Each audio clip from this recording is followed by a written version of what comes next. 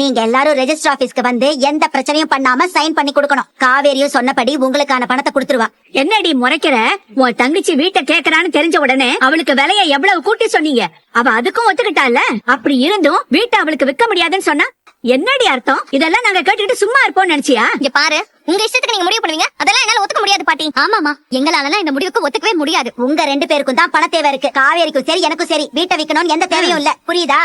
இங்க நர்மதா உட்காந்துருக்கால, அவளை கேளு. அவளுமே வீட்டை விக்க வேணான்னு தான் சொல்லுவா. இந்த சின்ன பிள்ளைக்கு இருக்கிற நிதானமும் தெளிவும் உங்க 2 பேத்துக்கும் இல்லையடி. இதையும் மீறி உங்களுக்கு விக்கணும்னா காவேரிக்கு தான் வீட்டை விக்கணும். வேற எந்த முடிவுக்கும் நான் ஒத்துக்க மாட்டேன். நான் தெரியாம தான் கேக்குறேன். அப்படி என்னடி உங்க 2 பேத்துக்கும் அகங்காரம்? அவ அந்த வீட்டை வாங்கினா என்ன? அவ பேர்ல அந்த வீடு இருந்தா உங்களுக்கு என்னடி பிரச்சனை? காவேரி பேர்ல அந்த வீடு இருந்தா நான் உரிமையா போய் அந்த வீட்டுல உட்காருவேன். உங்களுக்கு பிறக்க போற குழந்தைங்களுக்கும் இது உங்க தாத்தா வாழ்ந்த வீடுன்னு காட்டலாம். இப்படி எவ்வளவோ விஷயம் இருக்கே. இதையெல்லாம் கொஞ்சம் கூட யோசிக்காம பைத்திய மாதிரி ஒரு காரணத்தை தூக்கிட்டு முடியாதுன்னு சொல்லிட்டு இருக்கீங்க. பாட்டி, நல்லா கம்ஃபர்டபுளா உட்காந்துருக்கீங்களா? வண்டி எங்கேயாச்சும் நிறுத்தணும்னா கூட சொல்லுங்க. அதெல்லாம் வேண்டாம் தம்பி. நல்லா வசதியா பிளைட்ல போற மாதிரி ஜம்முன்னு இருக்கு. எத்தனை தடவை பிளைட்ல போனீங்க?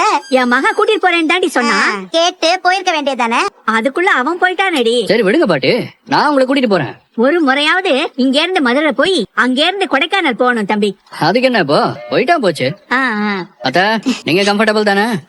நல்ல வசதியா இருக்கு தம்பி.